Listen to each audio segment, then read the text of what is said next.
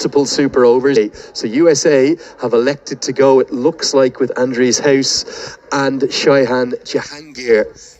And the way it works, the team that is fielding, they stay out there. So USA will bat again. And then there will be a number 3. The interval between the super, only 5 minutes. They will bat these 6 balls, and then the 2 sides will switch over. And then Nepal will come out with their 3 batters. If there are 2 wickets, the super over will be ended short of the 6 balls. And whatever they get, Nepal will have to try and get past. And interestingly, having bowled the final over, the 20th and final, Nepal are going to stick with their man, Sompal again. And they can also choose which end it is bowled from. So obviously Nepal, with the 2 right-handers at the crease walking out, they're going to go with this same end of the ground. I disagree with sending Shaihan Jahangir in. If you remember back to the super over that USA had against Pakistan, they had Harmeet Singh in there with Aaron Jones. And a big reason why was because they wanted a left-right combo.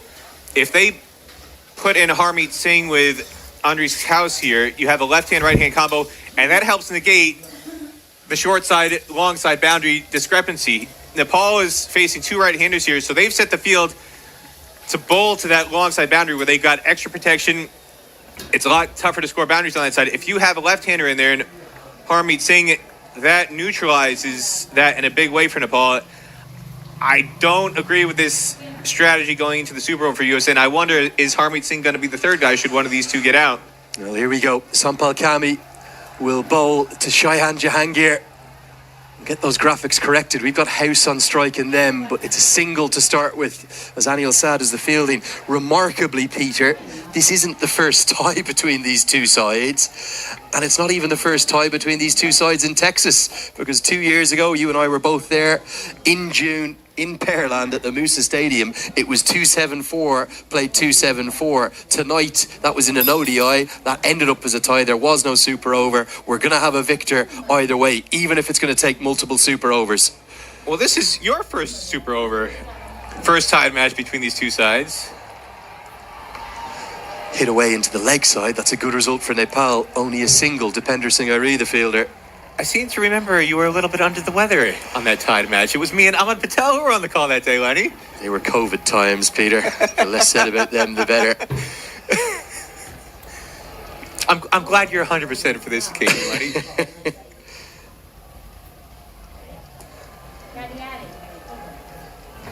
But the fans who are here tonight, they're catching cricket fever in a big way, Lenny. Yeah. I wonder if all those people leaving the Kevin Hart show, they might want an encore in Grand Prairie Stadium. Fill it up. They're loving every second. 2 off, 2 balls. Our graphics just a tiny bit incorrect. Bowls him straight through. And listen to that roar. Sompal is holding his nerve at the death. And Nepal are sensing a win for the ages, pulling it out of the fire. USA in real trouble halfway through this super over. Well, again, I disagree. Well, quite remarkable. What a feast and a treat we've been given here on a Saturday night in Texas. An atmosphere that's quite unforgettable, as Aaron Jones is the one who's chosen to walk to the crease. A chance at redemption for him after what was an LBW decision that he clearly didn't agree with. Well, I said earlier the candles were blown out by Sompal. Is Sompal gonna kick the candles over now? On his 30th birthday, Aaron Jones has 3 balls to work with. And he heaves it into the leg side. Dipender Singh is out there! USA in the super over. They have only 2 on the board. And Sompal is the hero for Nepal. Surely they're going to go 2-0 up in this series now. Well, he didn't just kick the candles over. He stomped on them. Not a birthday to remember for Aaron Jones. Sompal, the party pooper for Aaron Jones and the home side here. What bowling by the veteran. He tried to clear that huge boundary. And again, this is why I feel like they should have had Harmeet Singh in there. Having the right-handers try and clear that huge 82-yard boundary is just asking for trouble. If they get a left-hander in there and Harmeet Singh, I don't think they would have had such a calamity in this super over. What an extraordinary turnaround and turn of events With 6 balls left, USA only needed 7. Sompal Kami's bowled the next 9, including the super over. He's only conceded 8 runs and he's picked up 3 wickets. Exceptional bowling from one of Nepal's very best. And with all those concerns and worries over their death bowling, it feels like Nepal are on the precipice of doing something incredibly special here, beating a fine American side on their home soil in this inaugural Stake Stars and Summits trophy. The super over ends with those 2 wickets. USA have only 2 to defend. Well, and if you recall the super over that USA bowled against Pakistan, Sompal bowled it because he had plenty of runs to defend. In this situation, I feel like you got to go with Ali Khan. You need somebody who could blast out the stumps. We're going to see if we can bring you those 2 wickets from the super over. Here is the second one of them. Is it rather fitting, Peter, that Dipender Singh Airi it was on the final ball in regulation time who affected the run out? And then he also took the catch. Here's the 2 wickets back to back. That was the first one, a little feather of an outside edge. And then fittingly, Dipender Singh Airi in the deep, doing what he does yet again. Well, he's making a strong play for player of the series here, Lenny. Player of the match yesterday. And he's been a magnet for the ball here at the tail end of this match. Ran in for the run out to end regulation. And now cements the second wicket of the super over with that catch at deep mid wicket again. And Sompal Kami, you can't wipe the smile off his face. Well, Peter, if you know Sompal Kami and Karen Casey, they are thick as thieves. They are the best of pals. They do everything together. And they have been the most remarkable servants for their nation. They very rarely don't have a smile on their face, and at times they've come in for a lot of criticism from the Nepal fans because they have had their problems at the death. But against a much vaunted USA side, we heard Rohit Paudel talk at the toss about this is an American team that have beaten Pakistan, that have beaten Bangladesh. They're acutely aware of how good USA are, but here on American soil, albeit with very much a Nepali feel, with the exceptional numbers of Nepal fans that have turned out to support their heroes, they're right on the brink of doing something very special. Because USA, well, they look run ragged, don't they? They look like they're defeated before they even walk out for this second half of the super over. Well, that tied match 274, played 274 in Paralympics 2 years ago. That was a losing tie in the eyes of a lot of USA fans. They really bungled the tail end of that match. There was a double century stand between Stephen Taylor and Monak Patel in that game, and then nobody really remembers it because they really goofed up at the tail end of the chase. And again here, it was essentially a losing tie. USA was in command heading into the final over. They only needed 7 runs to win off 6 balls. 99% of the time, that's a team that's going to get across the line, especially with 4 wickets in hand. And yet, they couldn't do it. You'd call that a losing tie heading into the Super Over for USA. They were in the far more dominant position at the tail end of that chase. And here we go, having scored only 2 runs off this first half of the Super Over. They've really shot themselves in the foot in a big way, and it's going to need Ali Khan to spear the ball into the feet of the Nepal batters. But they're not going with him. They're going to go with Sarabnesh Avolkar again. I don't know if I agree with this. I feel like Sarabnesh Avolkar bowled the super over against Pakistan because in that situation he was better suited to it. In this situation, you need somebody who's going to explode the stumps with raw pace. And I think Ali Khan is the guy to do that. USA management obviously feels differently. What's the approach, I suppose, fascinatingly, for the 2 Nepali batters that have been selected? The captain is taking the responsibility himself. He's going to also take strike, and the man in form who was so brilliant today, surely nailed on to be the player of the match, Kushal Bertel, with that wonderful innings of 92 not out that came off 54 deliveries with 7 4s and 6 6s. What's their approach going to be? Are they going to tap 3 singles? Well, Paudel going to say, I'm going to get it done in 1 delivery? These 2 guys, they're lightning between the wickets. They're quicksilver. If I were them, I would do what USA didn't do at the end of the match. USA was in a position where they just needed to tap and run. Harmeet Singh, I'm not sure what he was thinking, trying to heave a 6 with 2 overs to go. Here we go. It's 3 to win, 6 balls to do it. And it's a oh no, it's not. It's a misfield. Aaron Jones, it slipped through his fingers. On his birthday, he's had a birthday to forget. Out not once, but twice. And now a crucial misfield. Well, I can't fault him too much. He shouldn't be in this situation. It shouldn't come down to needing to sprint in to cut off a single, defending 2 off a super over.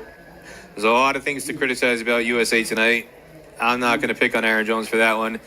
There are other players in this lineup who had the responsibility to get USA over the line so they wouldn't be in a super over, and they just didn't get the job done.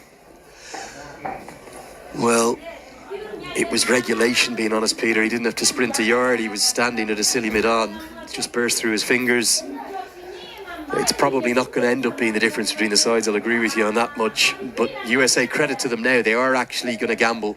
They're bringing everyone in. They're not just going to allow Nepal to run 2 more singles. But Bertel, you would imagine, might just put a flourish to this finish with a boundary.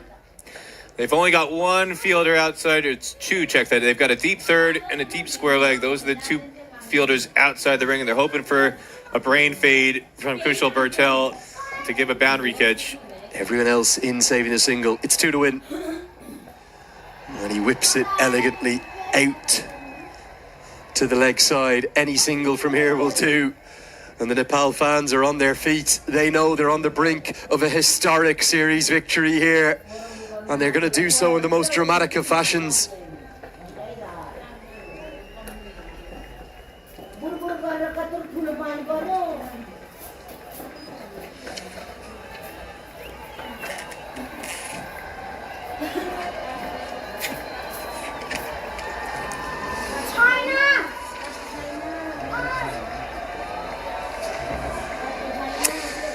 Here we go. Just 1 to win, 4 balls to do it. No is the call. Well, the Cardiac Kids, they're known for their drama, Peter. There's always a twist. Well, if they can't get a single from here, this would be the most... Just a reminder, there is another super over if there's 3 dots or 2 wickets. This would be the most unglamorous super over if Nepal can't go over the line. This might be a super over that sets back cricket a decade if they can't get over the line here, Lenny. 3 balls remaining. Any run will do. USA need 2 wickets from one of their heroes of the World Cup, Sarah Netravalkar, or 3 miraculous dots. And Powdell guides it away and gets the single. And Nepal get the victory. They take an unassailable 2-0 series lead, much to the delight of the thousands of fans who packed this Grand Prairie Stadium. It didn't look likely for much of the chase, but thanks to the heroics of Sompal, allied with Kushal Bertel's return to form, a first 50-plus score in international cricket for over 6 months for him, his innings of 92 not out, Karen KC's 3 wickets, and Sompal heroics in the 20th over, and then again in the super over. They've guided Nepal to a famous victory on the most sensational of Saturday nights in Grand Prairie. Nepal, they just don't know how to win a match by a comfortable margin, Lenny. They always take it down to the final ball, the final run. In this case, the final extra over, if you will, super over. Rohit Powdell and Kushal Bertel walk off with smiles on their faces. USA, on the other hand, they're going to be going into the locker room wondering what on earth just happened.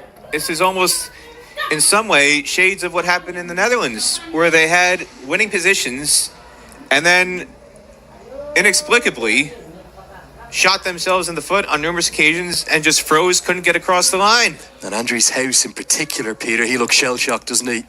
And you can understand why. The match was literally in his hands. It's harsh to criticise the man who was the highest run scorer of the chase, but even just a few strokes along the ground to the bigger side would have done, and he holed out Well, it started with Harmeet Singh's dismissal in the previous over in the 19th. Again, at that stage, USA really only needed a little over a run of ball, and he'd just taken 2 off the previous delivery with a very clever tap and run into a huge amount of green grass in the leg side. All he needed to do was do that a couple more times. Instead, for some reason, he tried to smash Karen KC back into the sight screen. Didn't get enough of it. And then Andries House, same thing. You're in a situation where you just need to run a ball in the final over, and he tries to clear the deepest boundary in the ground, 80 plus yards, when all he needs, again, tap and run into the leg side. You're with a high percentage chance of picking up 2, and you can literally jog to victory. Instead, USA somehow managed to bungle this in a big way.